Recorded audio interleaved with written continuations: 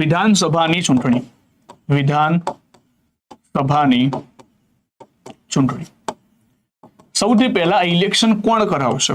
તો આ ઇલેક્શન કરાવશે ભારતીય ચૂંટણી પંચ. કોણ કરાવશે? ભારતીય ચૂંટણી પંચ દ્વારા ઇલેક્શન કરાવવામાં આવશે. યાદ રાખજો, રાજ્ય ચૂંટણી પંચનું કામ માત્ર ને માત્ર પંચાયત અને નગરપાલિકાનું ઇલેક્શન કરાવવાનું છે. એના સિવાયના જેટલા પણ ઇલેક્શન કરાવશે કોણ કરાવશે? ભારતીય ચૂંટણી પંચ. હવે આપણે વાત કરીએ સાહેબ, વિધાનસભાના જે સભ્યો છે ને એમાં બે પ્રકારના સભ્યો છે. એક હશે ચૂંટાયેલા સદસ્યો અને એક હશે નિમાયેલા સદસ્યો, જે અત્યાર સુધી બેઠક હતી. પણ આપણે પહેલાની અંદર કન્ડિશન ધ્યાનમાં રાખીશું. જો હવે યસ, ભારતીય ચૂંટણી પંચ કયા આર્ટિકલમાં આવશે? યસ, બિલકુલ રાઈટ છે, 324.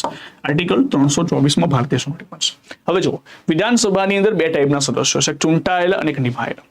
ચૂંટાયેલા કોણ હશે? ચૂંટાયેલા હશે જેને ભારતના લોકો એટલે રાજ્યના જે લોકો છે એ ચૂંટીને લાવશે. જેમ કે ગુજરાતની અંદર 182 સીટો છે. હવે ગુજરાતમાં 182 સીટો છે, કયા લોકો મતદાન આપશે? ક્યાં લખેલું છે એ વસ્તુ? તો આર્ટિકલ 326 માં.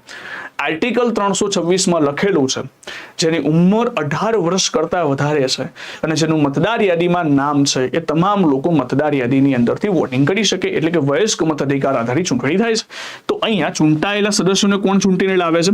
તો આર્ટિકલ 326 હેઠળ, આર્ટિકલ 326 હેઠળ 18 વર્ષ કે તેથી વધુ ઉંમરના લોકો.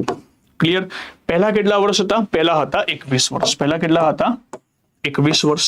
આ 21 વર્ષ જે પહેલા હતા એ કયા સુધારામાં કેન્સલ કરવામાં આવ્યા? તો એ સુધારો હતો 61મો સુધારો, 61મો સુધારો 1989. પહેલા કેટલા હતા? 21 વર્ષ હતા. હાલમાં કેટલા છે? હાલમાં છે 18 વર્ષ. એટલે કે 18 વર્ષથી વધારાના કોઈ પણ ઉંમરના જે લોકો છે જેનું મતદાર યાદીમાં નામ હોય અને જે વોટિંગ આપવા માટે વેલિડ, કોઈ અસ્થિર મગજનું ના હોય, એ બધા વાત નથી કરતો, અપવાદની વાત નથી કરતો. બાકી જેનું મતદાર યાદીમાં નામ હોય એ લોકો વોટિંગ કરીને કોને લાવશે? ચૂંટાયેલા સદસ્યો. હવે સાહેબ છે વાત નિમાયેલા સદસ્યો. નિમાયેલા સદસ્યોમાં કોણ હોય? તો એંગ્લો ઇન્ડિયન. Anglo Indian. હવે પ્રશ્ન થાય પાછો, સાહેબ આ એંગ્લો ઇન્ડિયન કહેવાય કોને?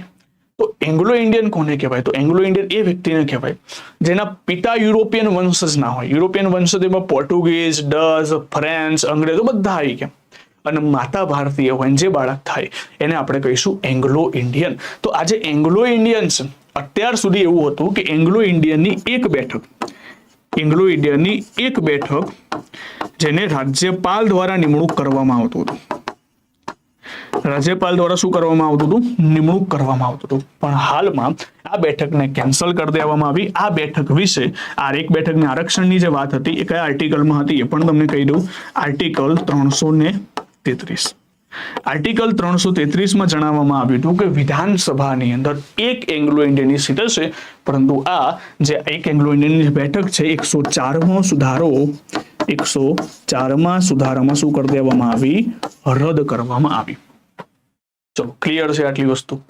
તો વિધાનસભાની અંદર જે મેમ્બર હોય છે એમાં બે પ્રકારના મેમ્બર હોય સાહેબ, એક ચૂંટાયેલા, નિમાયેલા. હાલમાં તમને નિમાયેલા મેમ્બર જોવા નથી મળતા કારણ કે આપણે એંગ્લો ઇન્ડિયનની બેઠક રદ કરી દીધી, પણ પહેલા હતા. કોણ નિમણૂક કરતું હતું? એને રાજ્યપાલ. કેટલી બેઠકો માટે? એક.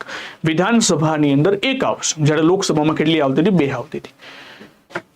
આ ઇલેક્શન કોણ કરાવશે? ભારતીય ચૂંટણી પંચ. આપણે તમામ લોકો મત આપીશું. હવે સાહેબ પ્રશ્ન એ થાય કે આ જે મતદાન આપણે કરીએ છીએ 182 સીટો તમે જે લખી છે ગુજરાતમાં, એ કઈ વસ્તી ગણતરીને ધ્યાનમાં રાખીને કરવામાં આવે છે? તો યાદ રાખજો, એ 1971ની વસ્તી ગણતરીને આધારે સીટો છે જે ક્યાં સુધી રહેશે? 2026 સુધી રહેશે. અને એ કયા સુધારામાં કહેવામાં આવ્યું? એ કહેવામાં આવ્યું છે 84મો સુધારો.